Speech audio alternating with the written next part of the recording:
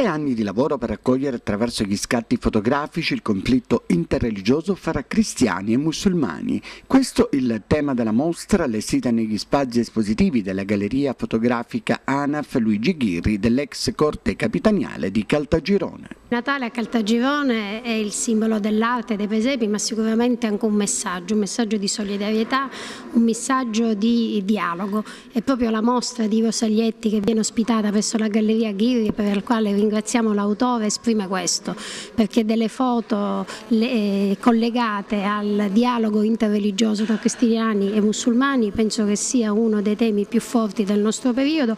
L'autore della mostra ha realizzato il reportage in un monastero ubicato nel deserto di Nebek in Siria.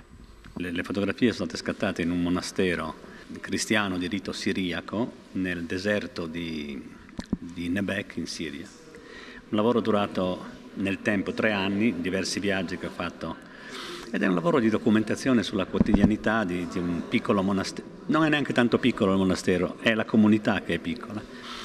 Direi che il soggetto principale, diciamo, il destino di questo monastero è il dialogo interreligioso tra cristiani e musulmani e anche il concetto di ospitalità, no? Che quanto nel deserto l'ospitalità è una delle virtù più alte, no?